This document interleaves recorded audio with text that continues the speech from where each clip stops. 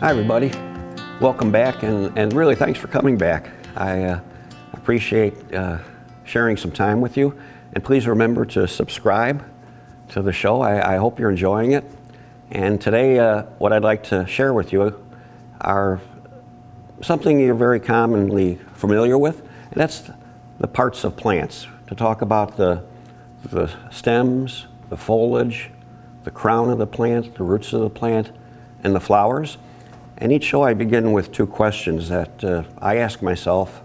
I'm constantly asking myself questions because I think it's really important not to stop asking questions. And the two questions for this episode are, why is each part of a plant just as important as the whole? And the other question, how do shapes and forms relate to each of us emotionally? So basically, when we look at a plant, look at its entirety and find some emotional love for that, how does each part of that plant find you emotionally? The texture of the foliage, the reflection of light of the stems, the color of the stems. So the deeper we can look into it, the more understanding we'll have of what makes the whole more beautiful. And the other one is simply emotions. We all have emotions. We're all flying around thinking about things, creating things, disassembling things, and we're doing everything based on emotions. So that's another consideration, to constantly question, how is that all happening?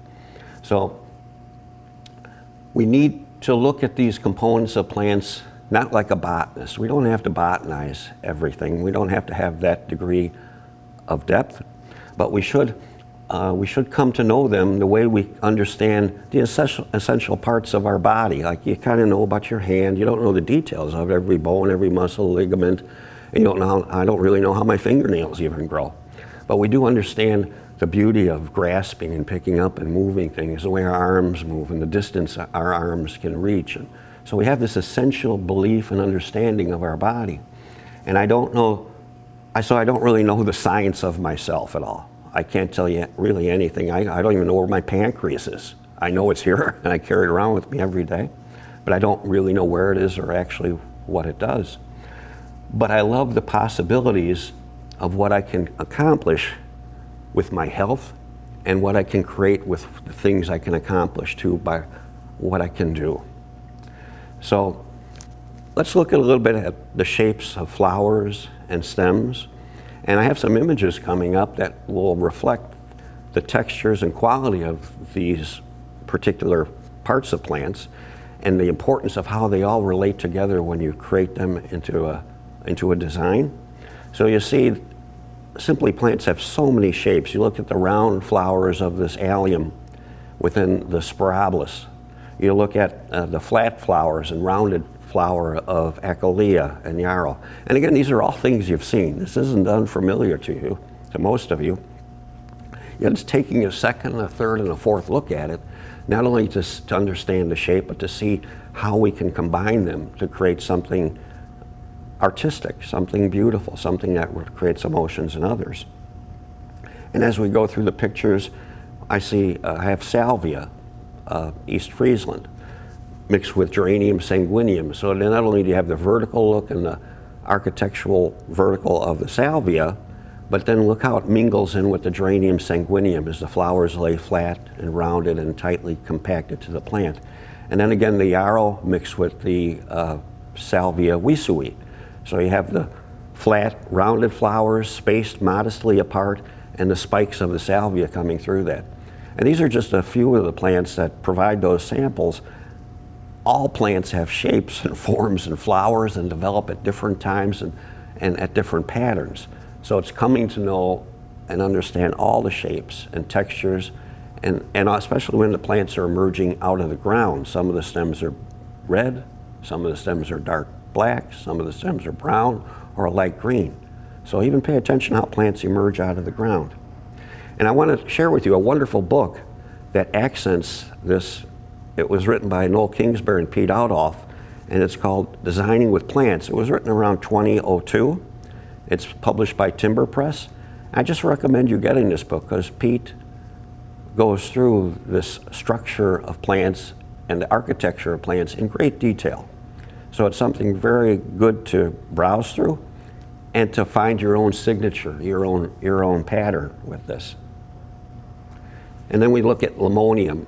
Limonium has clouds of very soft blue flowers. So how can you apply those clouds of soft blue and mix them with vertical textural light green grasses, possibly like Cecularia, or again with prairie dropseed, Spiralis heterolepis. And a really good architectural plant is the sturdiness of Parthenium you see in the next slide with Penstemon digitalis Pocahontas. You see the dark little flowers of Pocahontas, and then you see the heavy structure, the foliage of Parthenium with the beautiful white flowers. The way the shapes position themselves always goes back to the beginning of how you design. It's back to the grid, which I showed you earlier in the first few shows. And I know I'm going to keep repeating myself. But it's the most important component of looking at a plant and putting a plant together within a system, in a community. And the design is the placement of plants at various percentages based again on their growth rate and growth habit. How many times have you heard me say that in the last 4 or 5 episodes? And I'm going to go over it one more time in the next upcoming episodes. It's growth rate and growth habit and the conditions you're asking the plants to live in and what percentages based on the growth rate, growth habit, you combine them. And so again, we'll look at a plant called Cacalia. You'll see that in the next picture. Very tall, very upright with flat, beautiful flowers, and a layer of understory planting can go within the Cacalia. And we look at Eupatorium, Atropurpureum. It's one called Gateway. Very tall, very abundant with strength. And then right under that is a simple layer of Aster divaricatus. And that could be many other groupings of plants that could be combined with the Aster divaricatus and the Eupatorium. The more I focus on a plant and see so many contrasting features, I find how expressive they are. The expression of a plant sharing its personality with you, it's a really glorious way to have a connection with other living beings is self-expression. Not just human self-expression that we try to create, we create every day simply by who we are, but the self-expression of other living things within your life. At various, so as we practice and we become more observant, and self-discovery will create a way of being that enhances the way we design. Again, it's self-discovery, not me standing here or even anybody telling you what to do. What happens when people tell you what to do? You rebel. I don't want to be told how to live or what to do or where I should be. But sometimes when you listen patiently and you discover something on your own, you change, you adapt, you find ways to bring more beauty and health into your life. And our actions develop the content we design in. I believe we are artistically and ecologically going in such a good direction with the future of design. So I'd like to end this episode with that note that we're moving forward in a healthy way. And especially if you review and kind of pay attention to yourself sometimes. What are you actually saying to yourself? Because as we know, a lot of our beliefs that we have a busy life. Well, maybe sometimes there's a patient moment you can take and review this busyness that we got ourselves involved in and say, you know what? I'm going to revisit some of the plants that I love and see what I'm missing about them architecturally and structurally. And we'll talk about that a little more in our next episode. So I really appreciate your time spent with you. Have fun and we'll get together next time. And please subscribe again to the show. I'd love to have you partners with me on all this. See you later. Bye.